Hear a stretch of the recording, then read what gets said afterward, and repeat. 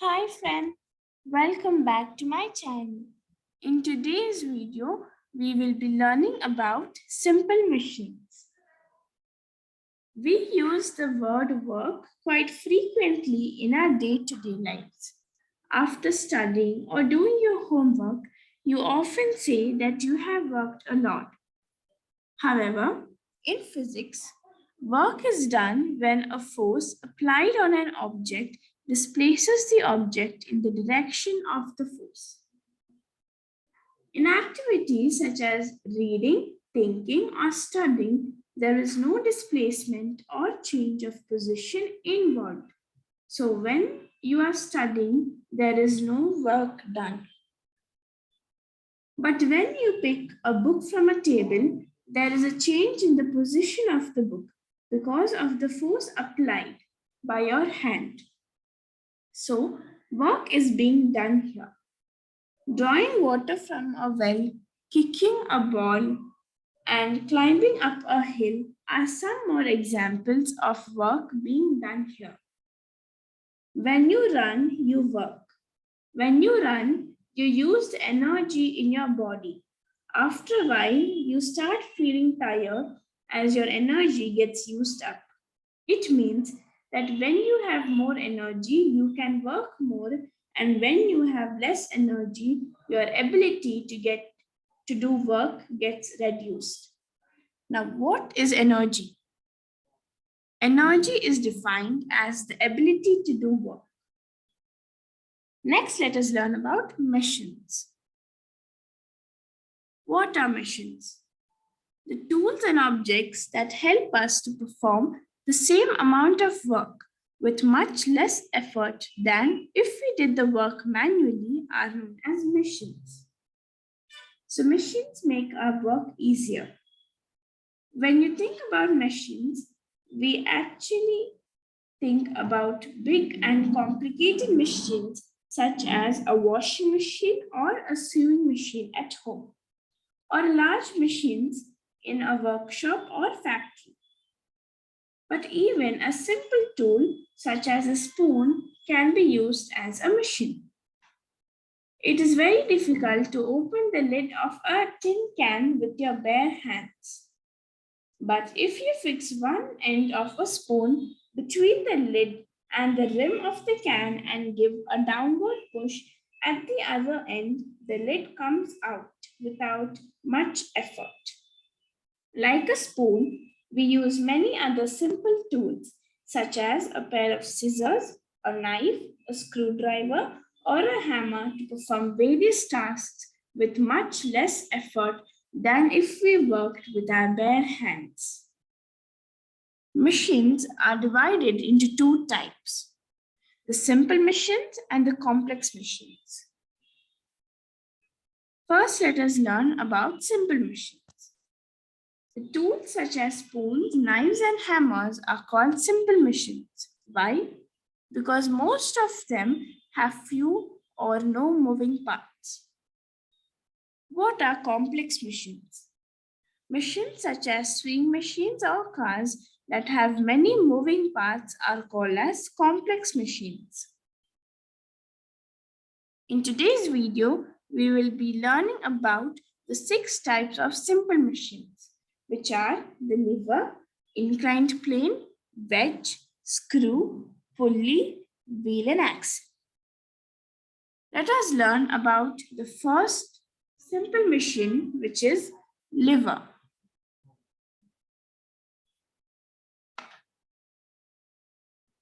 Have you ever sat on a seesaw? Did you know that a seesaw is nothing but a lever?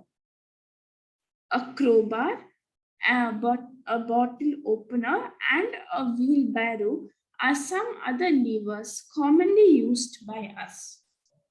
A lever is the simplest of all types of machines. What is a lever? A lever is a rigid bar that can rotate freely about a point. The fixed point about which the lever can rotate is called as the fulcrum, which is denoted by F. The object to be lifted or moved with the help of the lever is called the load. It is denoted by L.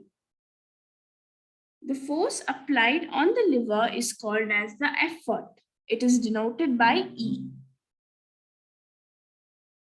Based on the relative positions of load, effort, and fulcrum, levers can be classified into three types or classes.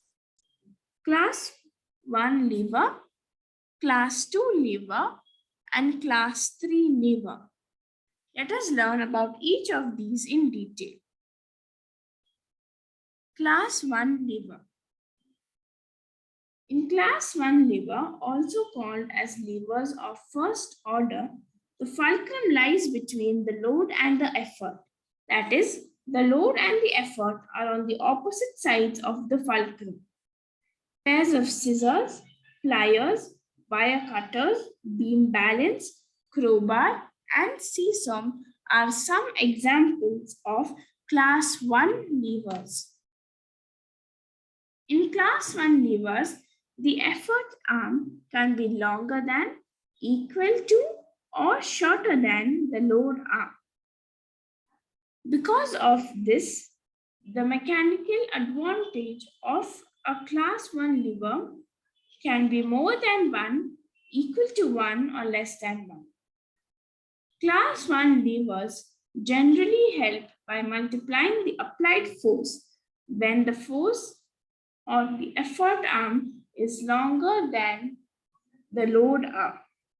This type of a lever can help lift heavy objects with the applications of a small effort. Now, let us learn about the second class lever. In Class 2 levers or levers of second order, the load lies between the effort and the fulcrum. That is, the effort and the fulcrum are on the either sides of the load. Nutcrackers, wheelbarrows, lemon squeezers, bottle openers, paper cutters, and the oars used to row a boat are some examples of Class 2 levers. In Class 2 levers, the effort arm is always longer than the load arm, and hence this helps by multiplying the applied force or effort. Now let us learn about the third class lever.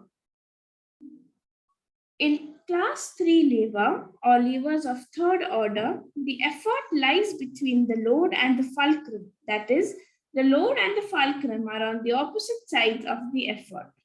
A hockey stick, the human forearm, fishing rods, tongs, tweezers, and forceps are some examples of Class 3 lever. In Class 3 lever, the effort arm is always shorter than the load arm.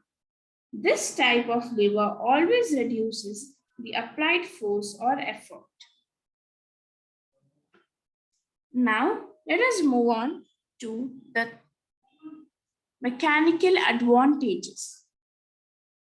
The mechanical advantage of Class 1 lever can be more than 1, equal to 1, or less than 1. Class 1 levers are also known as force multipliers. Class 2 levers. The mechanical advantage of Class 2 lever is always greater than 1. Class 3 levers. The mechanical advantage of Class 3 levers are always lesser than 1.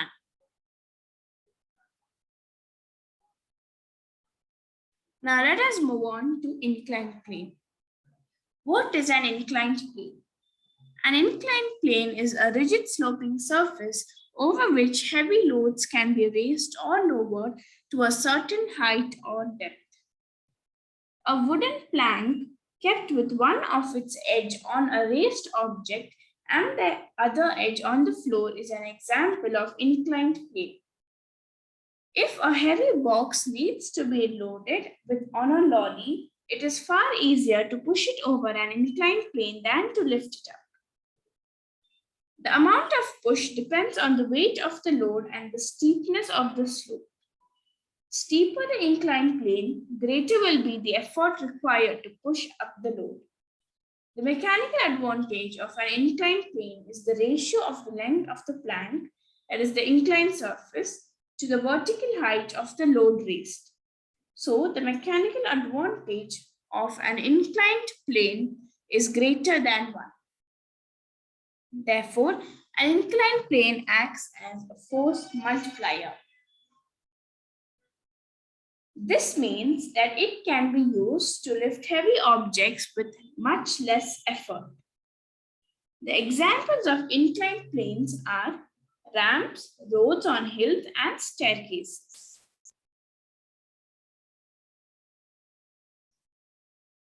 Let us move on to the third simple machine, that is wedge. What is a wedge? A wedge is a double inclined plane such that the two sloping surfaces taper to form a sharp edge. The sharp edge is used to cut, slice, or push things apart.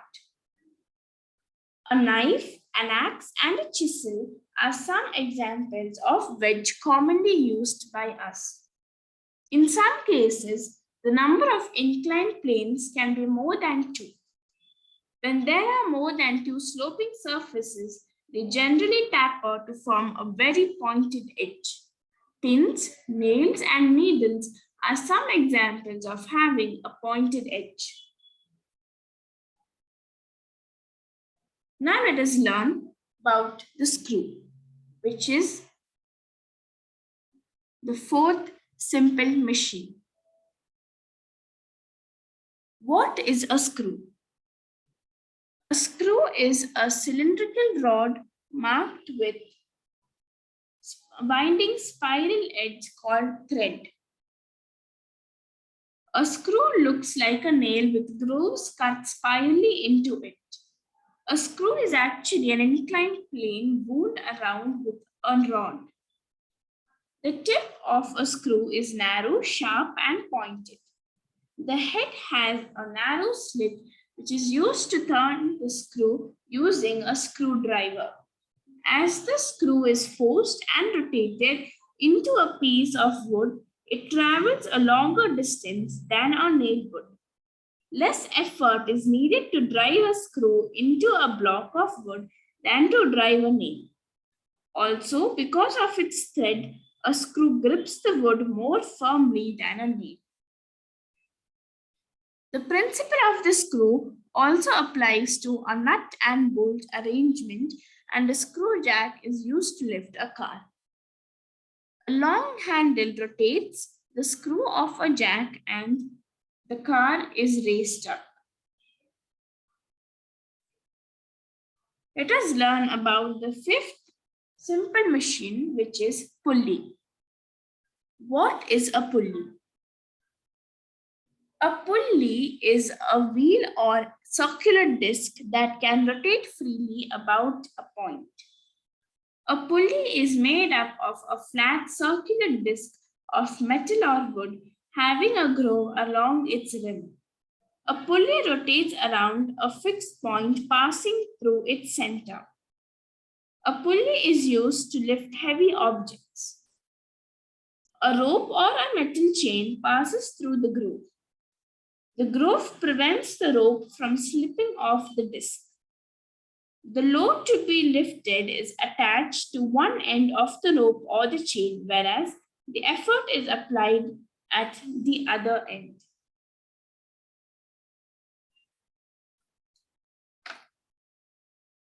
A pulley generally changes the direction of the applied force from upwards against gravity to downwards towards gravity.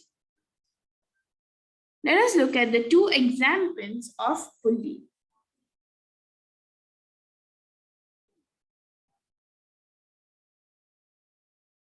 Fixed pulley, single fixed pulley, and single movable pulley. A single fixed pulley has the mechanical advantage of 1. What is a single fixed pulley? A single fixed pulley has a fixed axis of rotation. This pulley is attached to a rigid support.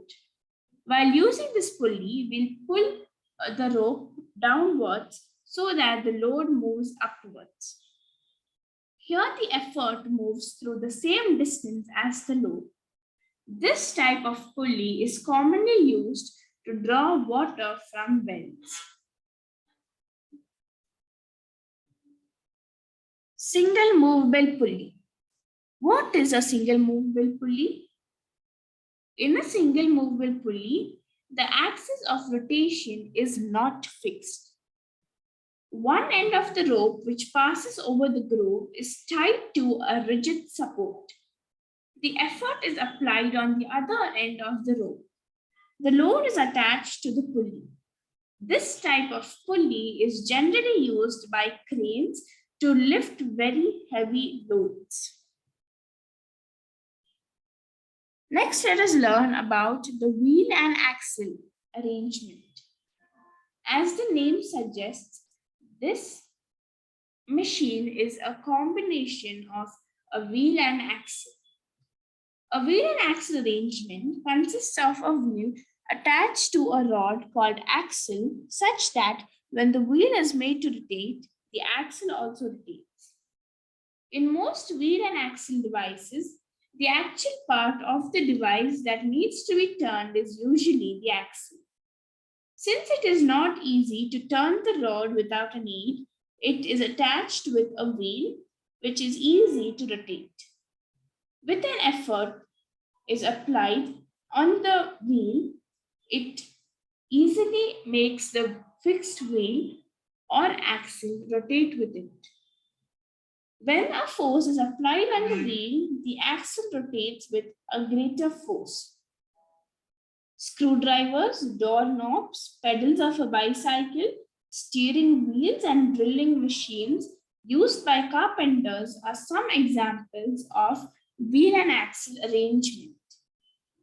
In some cases, such as the rotating spindle tap, instead of a proper wheel, only a handle is attached to the axle. This handle works like a wheel when rotated. Next, let us learn about care of machines. Some of the ways in which machines should be cared. Machines should be kept in a clean environment which is free from dust and moisture. When not in use, machines should be kept covered to prevent the collection of dust on them. Machines made of iron should be protected from dust by coating them with paint. The moving parts of a machine should be regularly oiled with a good quality oil to reduce friction of wear and tear. I hope you have understood this lesson and you have enjoyed this video. Thank you, and let us meet in another educational video. Thank you and happy learning.